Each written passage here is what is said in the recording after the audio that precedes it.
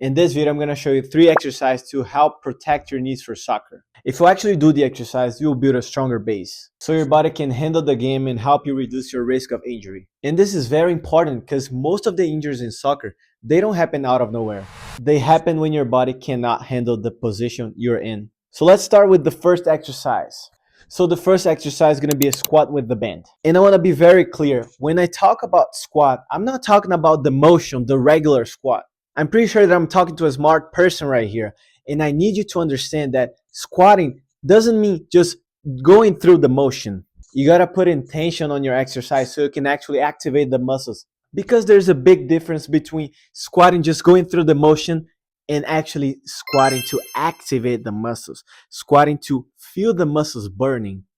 And as a smart player, you got to try to take the best out of each exercise. So the first one we're going to do the squats with the band with intention. Make sure to go down slow. Make sure to go up slow. Don't bring the knees forward as you go down. Don't let the knees cave in as you go down as well. So make sure you're pushing the band out. That's why I use the band. Squat is a very common exercise, but if you don't know how to use it, you will keep going through the motion without even activating the muscle. So for the second exercise, we're still using the band, we're still squatting, but now we're gonna do a jump squat. So the jump squat is very important for the games too, because most of the injuries, they're caused by a bad landing. And when you squat with the band, you know when the knees go in, so you're gonna make sure you push the knees out. So you're gonna jump and land softly. So when you're landing, I don't wanna hear any noise. You gotta be quiet. There's a baby sleeping right here. Just think about it. So pretend that your little brother is sleeping in the next room and you cannot wake him up. So jump and land softly and make sure you're not caving the knees. You see, I'm even speaking like very quiet so you can understand. So that's the second exercise, jump squats. I'm pretty sure you got the idea here. Most of the players, they don't train like this. They just lift weights and jog on a treadmill. They don't do a specific exercise for the game. They don't do exercise to avoid the need to collapse. They don't do exercise to train how to land. So before I show you the third exercise, if you want to train smart and learn how to avoid injuries, make sure to subscribe to the channel. Now for the last exercise, this is where everything comes together. Now we're gonna do a single leg landing. So instead of just jump and land with 2 legs, now we're gonna jump and land on 1 leg. So we're just gonna bend your body, make sure your knees are not going in, and jump and land. Just like this, very soft, very quiet, very gentle. I don't want to hear no noise when you land. I don't want you to hit the floor when you land because you're putting impact on your knee. You're putting impact on your hip when you do that.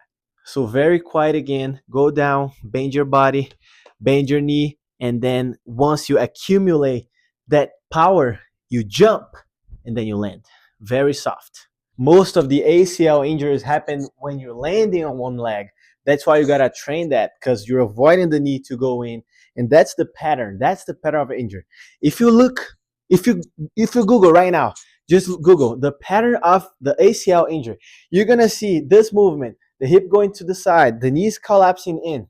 So that's what we're trying to avoid here. And I'll give you a variation for this one. So if you feel you have no balance when you're doing the jump, so let's do a jump with both legs and then land on 1 leg. But make sure you're not collapsing the knee as you land. And make sure you're not just landing super hard. You're not putting all the pressure on the floor when you land, because that's not the goal, as I told you.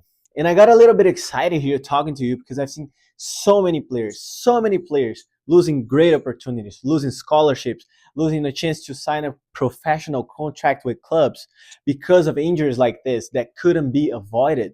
And most of those injuries happened because the players, they didn't know what to do. They didn't know how to avoid the injuries. And I don't want you to go through that. That's why I created a 3-week plan that tells you exactly what to do and how to progress week by week. So you're not just doing random exercises. You're actually preparing your body to perform better and avoid injuries. And you can repeat this plan throughout the year. I'll leave the link in the description of the video.